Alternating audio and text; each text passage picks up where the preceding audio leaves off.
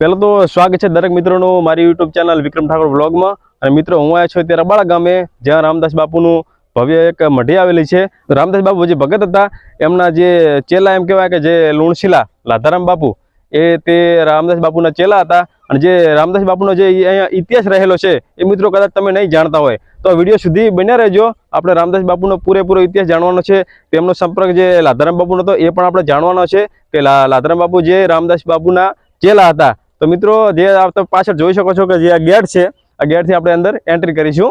Video અંત સુધી બન્યા રહેજો, પૂરેપૂરો વિડિયો જાણજો, જોશો તો મિત્રો તમને માહિતી પડશે।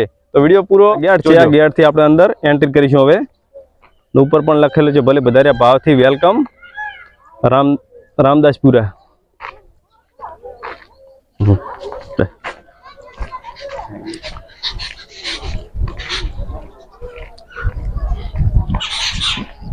તમે મંદિર અંદર આવો એટલે પહેલા તો તમને આ પાર્કિંગની સુવિધા મળશે।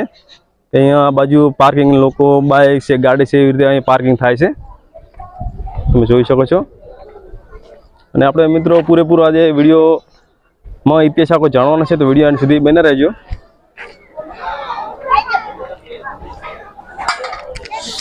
પહેલા તો સ્વાગત છે તમારો વિક્રમ ઠાકોર બ્લોગમાં। પહેલા તો તમારો પરિચય આપશો। અબાળા ગામે ઠાકોર ભક્ત ઉપરથી વસ્તાજી રહેવાસી અબાળા, તાલુકો ભાભર, જિલ્લો બનાસકાંઠા। તમે અબાળા ગામના વતની છો? અબાળા ગામના વતની। જી, રામદાસ બાપુનું જે મંદિર છે આમ પોતે કયા ગામના વતની હતા? અમારા અબાળા ગામના હતા અને અમારા મેંદલાના વતની હતા। તમારા ગામના વતની હતા? અમારા મેંદલાના વતની। મેંદલો વાકો। હા હા। કેટલા વર્ષ જૂનો ઇતિહાસ છે આ મંદિરનો? 100 વર્ષ જૂનો। 100 વર્ષ જૂનો। તે આપણે જે આપણા લોકો જોડે સાંભળેલું છે કે જે રામદાસ બાપુ જે હતા એમનો જે ચેલા હતા જે લાધારામ બાપુ, એમનો થોડોક વિગતવાર ઇતિહાસ જણાવશો? હા, વિગતવાર એટલે લાધારામ બાપુ આવતા અહીં અબાળા ભજન કીર્તન કરતા। એ વખતે ગામમાં એટલે બધા ભક્તો નતા, બાપુ એક જ હતા અમારે, લાધારામ બાપુ હતા। બીજા બધા ખાણ પીણ ટાણે બધું અલગ હતું। એટલે બાપુ બહુ મહેનત કરી અહીંયા। અને અમારા ગામના ગોંદરે હનુમાનજીનું મંદિર છે, હનુમાન દાદાનું મંદિર છે, ત્યાં રહેવાનો વિચાર કર્યો। ત્યાં બેઠા પણ બધું વ્યવસ્થા ગામની બરાબર ના જોઈ એટલે ઉઠીને વડાણા ગયા। વડાણા ગામ જ્યાં અહીંયા ઠાકર મંદિર છે એ ઠાકર મંદિરમાં રહ્યા। ઠાકર ભગવાન ચરડામાં ખરાબ આમ છે ને એનો વરખડો કઈ વરખડામાં મંદિર છે એટલે ત્યાં બેઠા અને ત્યાં ભજન કર્યા। ત્યાં એક વખત મેળો પણ ભરાયો। હા, જે ઠાકર ભગવાનના મંદિરે। પછી બાપુ આ પોતાના મંદિરમાં આ પોતાની જમીન છે, રામદાસ બાપુનું આ જે કંપન છે પોતાના ખુદનું છે। અહીંયા ઘણા રહ્યા, ભજન કીર્તન કર્યા, બધા ગામડાના ઘણા ગામડાના સેવકો છે એટલે બાપુ ભજન કીર્તન કરતા। અને પેલા આ મકાન નતા કશું, મકાન પેલા નતા, સાદા ગારાના મકાન હતા, દેશી નળિયા હતા એટલે અંદર રહેતા। અને મહેમાન આવે એમને હાથે દળી અને રોટલા ખવડાવતા, હાથે ઘંટી ફેરવીને પોતે હાથે દળીને હાથે રોટલા બનાવીને પછી ખવડાવતા। એ હમણાં સુધી એનો ગાળો ને હાલો લાકડાનો બધો હતો પણ હવે ગુપ્ત થઈ ગયો છે। અને મહેમાનોને અહીં બેહારે, તમે થોડી વાર બેહો, અને ઊંચા હતા ને ચાલવામાં બહુ તેજ હતા। અહીંતા ભાભર જઈ, ભાભર તો સામાન બામાન લાવી અને તરત જ વળતા થાય ની મહેમાનોને ખવડાવતા। એમ કરતા કરતા પછી કાશી ચાલતા ગયા। કાશી ચાલતા ગયા, અહીંયાથી ચાલતા પાછા આવ્યા અને શરૂમાં ભામાથળ આવ્યા, સમી તાલુકા। એટલે ભામાથળમાં નારોદા પટેલ છે, એ અત્યારે 4 પેઢીથી અહીંયાનો કુટુંબ બાપુના સેવક છે અને એ બધા આવે છે, અહીંયા દર્શન કરવા આવે છે। પછી નારોદા પટેલે અહીંયા અહીંયા મકાન હતું કાચું, એમાં 7 કોઠા બનાવ્યા હતા 7 કોઠા બનાવેલા પાકા. હા અને એ અનાજના હતા વઢિયારમાંથી ગાડા બળદ ગાડા. હા એ વખતે તો આ સાધન બાધન કોઈ હતા જ નહીં. રસ્તા પણ કાચા હતા રસ્તા કાચા હા રસ્તા કાચા અને નદી હોરા બધું ગાડી ત્યાંથી ગાડા લઈને બળદ ગાડા લઈને અહીંયા આવતા ઘઉં લાવીને એ બધા અહીંયા લઈને કોઠા ભર્યા રાખતા હા અને સેવા કરતા બહુ. હા એટલે પોતે ભામાથળ આવ્યા. ભામાથળ અત્યારના જે નરોદા આવે છે એમના દાદો હતા ભોગાબા. હા એ ભોગાબા કને રહ્યા અને ભોગાબાએ એમને મદદ કરી હા અને એ સેવક થયા. હા પોતે અહીંયા પૂજા કરતા અહીંયા એમની સેવા કરતા, સેવા કરતા બાપુની સેવા કરતા. બાપુને એ વખત કોઈ બીજા મંદિર નતા, એક રામાપીરનો મંદિર રાખતા, ઘોડો રાખતા. હા પણ આમ તે જે બાજુ રહ્યું આ બાજુ મળ્યો એવું. એટલે ભોગાબાની બધા આવ્યા. પછી રાત્રે ગાંગુણીમાં આવી ગાંગુણ ગાંગુણ ગામ ગાંગુણ ગામ. ગાંગુણ ગામમાં અમારા કુટુંબના બાપુના અમારા બધા કુટુંબના લેમદાસ બાપુ ભગત હતા. એ લેમદા બાપુએ પોતાને સેવક બનાવ્યા બાપુને, રામદાસ બાપુના રામદાસ બાપુના. રામદાસ બાપુના ગુરુ લેમદાસ બાપુ. હા લેમદાસ ગાંગુણ ગાંગુણ ગાંગુણ ગામના વતની. પછી તો આ ગામડામાં ઘણો પ્રચાર કર્યો ને પ્રચાર કર્યો બધો. લાધારામ બાપુના પણ ગુરુ હતા. હા લાધારામ બાપુના પણ ગુરુ હતા. એટલે લાધારામ બાપુ ભાઈ આયા દીવાના મેળાના દાડે અહીંયા. અને બાપુને કીધું કે મારે સમાધિ લેવી છે. એ ચાર લેવી છે કે આજ જ તમે હુકમ કરો તો. અમાવાસ્યાનો દિવસ હતો તો કે આજ નહીં કે કેમ કે આજ દીવાનો મેળો છે. હા વસ્તી બધી અહીંયા જતી રહે અને વસ્તી ના આવે. એટલે તમે કે 11 રાખો. શ્રવણ અજવાળી 11 હશે. એ 11 હશે પોતે જીવત સમાધિ લીધી. હા એ અગ્નિ સમાધિ જીવિત સમાધિ લીધી રાધારામે. એટલે પછી આયા અને ઘણા ભજન કીર્તન કર્યા. ગામડાના ખૂબ લોકો આવતા. બેવલના ગાડા જોડીને સત્સંગ આપણા બાપુના આવતો. બાપુ પાકિસ્તાનમાંથી કબીર બીજક લાવેલા હતા. આટલામાં અમારા અત્યારે કબીર સંપ્રદાયના ઘણા ભક્તો છે અમારે. પણ એ વખતે કોઈ અહીં બીજકનો અભ્યાસ નતો. બાપુ પાકિસ્તાનથી લાવ્યા હતા બીજક અને એ બીજકનો અભ્યાસ કરીને અત્યારે અમારે કબીર સંપ્રદાયનો વધારે છે દૂત ગણો ને. અને પ્રચાર વ્યસન મુક્ત બનાવવા, પાપમાંથી દૂર કરવા. વ્યસન મુક્ત એટલે બધી જાતના, કોઈ તમાકુ હોય, બીડી હોય, સિગરેટ હોય, દારૂ હોય, મટન હોય, આવા બધા રિવાજો બંધ કરાવતા બાપુ. અત્યારે અમે ઈ જ ચલાવવા. સત્સંગ ભજન હોય અહીંયા કે ભાઈ તમે આ વ્યસન બંધ કરો, તમાકુ બંધ કરો. અને આપણું અત્યારે અહીંયા અમારે ફાગણ સુદ ચોથ ના દિવસે પોતે સમાધિ લીધી. હા એને લગભગ મારા કને ઇતિહાસ લખેલો હતો પણ ક્યાંક ડાયરીમાં છે. હા જમણવારનું આયોજન અત્યારે તો મોટા પ્રમાણમાં છે. દર પૂર્ણિમે અત્યારે તો છે હાલ તો. હા પણ એ વખત ફાગણ સુદ ચોથ ને સમાધિ અને ભાઈ ફાગણ સુદ 5 નું નેજો બાપુને સર. અને અત્યારે પહેલા ફાગણ સુદ ચોથના હાથે સત્સંગ ભજન જમણવાર બધા હવારાનો જમણવાર. આખું ગામ આવે, આખા ગામનો જમણવાર આવે. તો અમે આખા ગામનો જમણવાર રાખા. પહેલા અહીંયા તો બધા ગામ આખા ભાભર તાલુકાના લોકો કોણ અહીં તો અત્યારે બેવડી છે તો કોઈ પણ 18 વણના 18 આલમના આવ્યા લોકો. એટલે બાપુ બહુ પ્રખ્યાત હતા.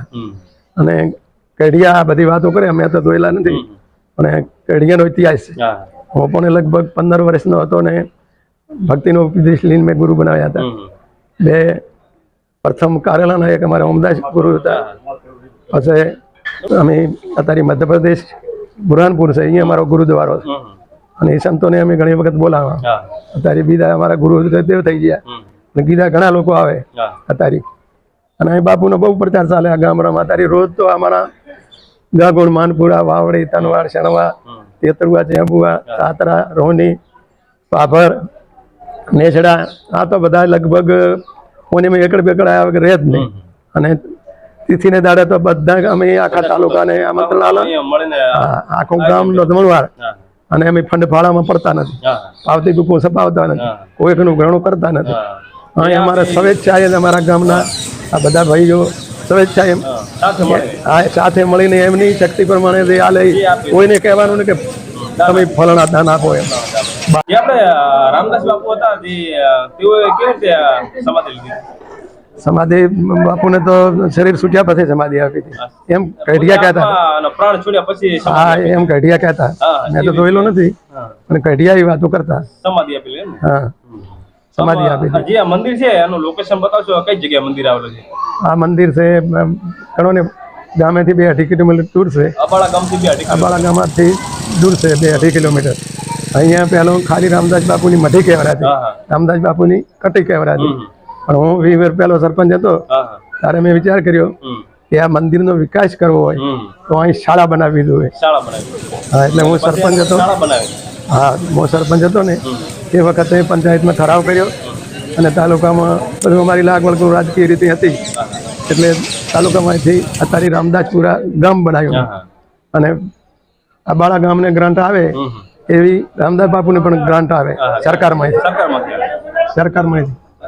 એટલે બાંધકામ માટે, કોઈ બીજા વિકાસ માટે, પાણી માટે અમારે કોઈ ફંડફાળાની જરૂર જ નથી. જે કંઈ ઘટતું હોય, મકાન ઘટતું હોય કે બીજી કંઈ વ્યવસ્થા, રોડ, પાણી, આ બધું, લાઇટ, પાણી, આ બધું હું સરપંચ છા પછી આ રામદાસપુરા ગામ બનાવ્યું હોય અને શાળ બનાવી. ગામના સરપંચ રહ્યો, ડેલિગેટ રહ્યો, વિવિધ જિલ્લા સંઘમાં 20 વર્ષ રહ્યો.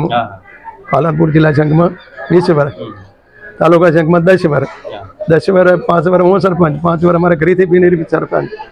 પછી છોડી દીધું બધા ભાઈઓ તારી અંબાળે હતા અમારા ગામના. એટલે શાળા બનાવી અને એ બધી સરકારે પછી વ્યવસ્થા કરી. રસ્તો અમારો બહુ ડેન્જર હતો. ચોમાસે તો ભાઈને કોઈ સુગાવડ આવે ને તો તમારે અહીં કોઈ વાહન જ ના આવે.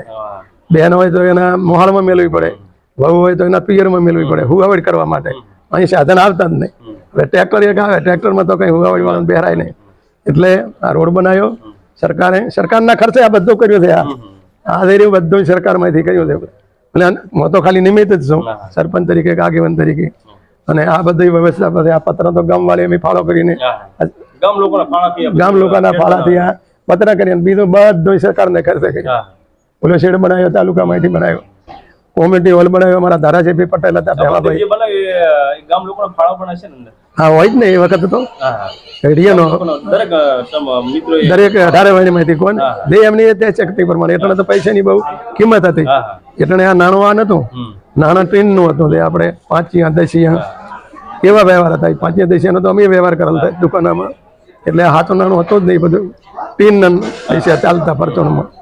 અને એ વખતે આ બધા આપણે આપ્યો. પછી અહીંયા બાપુના સેવક એક જેમલદા હતા, એક લાડુડામાં લાલોબા હતા, અમારા ગામમાં હાકોબા હતા. એવી રીતે જુદા જુદા ગામના ભક્તો બધા બિચારા સરગવાસ થયા. અને બાપુ અહીં રહેતા હતા અને અમારે ગામડે ગામડે જમાત ફરતી નાગા બાવાની. નાગા બાવાની જમાત આવી અહીં અને બાપુ કને માગ્યું બધું કે અમારે પાણી પીવું છે. બાપુ કીધું કે આ ડોલને કહેવત છે રામદાસ બાપુ કીધું કે ભાઈ આ ડોલને રસી પડી કુવામાંથી ખેંચીને પી લ્યો. કે ના અમે તો ખેંચતા નથી, તમે ખેંચીને આલો. હવે એ બાપુએ કંઈ ચમત્કાર કર્યો હોય હવે એ વખત તો મને કંઈ ખ્યાલ નથી, પણ તો કઢિયા આવી વાતો કરતા. એટલે બાપુએ કંઈ લોટો નાખ્યો, પાણીનો લોટો ભરીને બહાર આવ્યો. ચમત્કારથી કોઈ પણ હશે અહીંયાને કદાચ. એટલે એ બાવાને પાણી પાયું ને પછી કીધું ભાગો અહીંથી, કશું તમને મળે ને અહીં. અમે શેનો કરાલા તમને? અમે તો જાગીરદાર ક્ષત્રિય ઠાકોર છે. અમે ક્ષત્રિય ઠાકોર છે, અમે કોઈને વ્યવહાર હાલતા નથી. એમ કરી નાગા બાવાને બધાને પગાડ્યા. પછી એના પાસે તો મારા વખતમાં પણ ગામમાં નાગા બાવા આવેલા કપડા વગેરે. બધા હિન્દી ભાષા બોલે. અમારા ગઢિયા અમારા કુટુંબમાં વડીલ હતા, અમારા સતરાબા કરીને એ ગામના સમાજના આગેવાન હતા.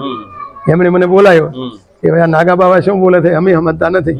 અને આ કપડા વગેરે આવ્યા એટલે આપણે તો અહીં બેન દીકરીઓ ફરે અને આ બધું. એટલે એટલે મને કંઈ એટલું બધું ફાવતું નહીં, પણ ભણતો એટલે અમારે કવિતા હિન્દી ભાષામાં આવતી.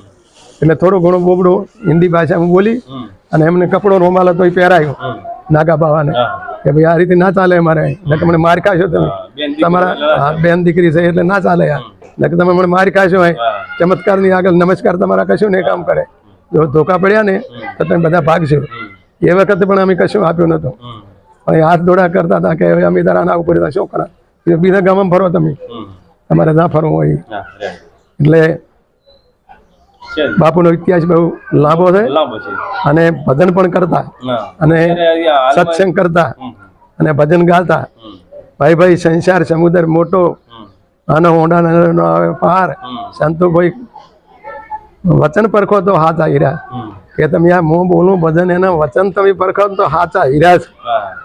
અરે ભાઈ ભાઈ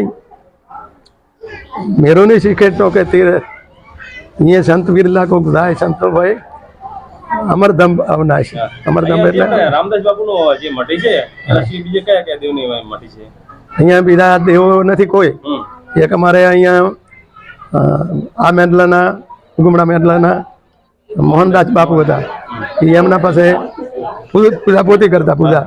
એમની પણ સમાધિ છે. એક પ્રેમદાસ ભગત થઈ ગયા. એ પ્રેમદાસની પણ પેલી બાજુ સમાધિ છે. પેલી છે. હા, હા. આ ત્રીજી સમાધિ પ્રેમદાસની. એટલે હા એક આ રામાપીરની રામાપીર. દીવો થાય ને આ બાપુની સેવા થાય. રામાપીરનો એટલે કેવી રીતે અહીંયા રામાપીર? રામાપીર તો એ બાપુની વખતમાં એ કોઈ સભી લાયા છે. હા, હા. સભી રાખતા એટલે તો કાંઈ મંદિર હતું ને એટલે બાપુ સેવા કરતા રામાપીર સેવા કરતા. પણ હતા. એટલે આમ અંધશ્રદ્ધાનો ને એ બહુ ચલાવતા. અંધશ્રદ્ધાને મત માનો, ભોપા પોહાડીને મત માનો, હા, એ હું બધો પ્રચાર કરતા. હમ, અત્યારે અમે એનો પ્રચાર કરીને આ લોકોની અંધશ્રદ્ધા હા, હા. દૂર કરાવવા, વ્યસન મુક્ત બનાવવા અને ન્યાય નીતિમાં ચાલે એવી અમે પણ તારી સત્સંગ ભજન દ્વારા શીખવણ ગામડે ગામડે ફરીને આપો છે. અને અહીંયા તો રોજ અમારે આવવાનું થાય, રોજ કંઈ કહેવાનું થાય. આ બાપુનો ઇતિહાસ. તો તમે જે આ રામદાસ બાપુનો જે ઇતિહાસ આપ્યો એ બદલ તમારો ખૂબ ખૂબ આભાર. તો મિત્રો આ વિડીયો તમને કેવો લાગે? જો વિડીયો સારો લાગે તો વિડીયોને લાઈક કરજો, શેર કરજો અને કોમેન્ટમાં જય રામદાસ બાપુ લખવાનું ના ભૂલતા. અને આપણે આ ચેનલ પર નવા હોય તો પ્લીઝ આપણે આ ચેનલને સબસ્ક્રાઈબ કરજો. તો દરેક મિત્રને જય રામદાસ બાપુ. રામદાસ બાપુ જય.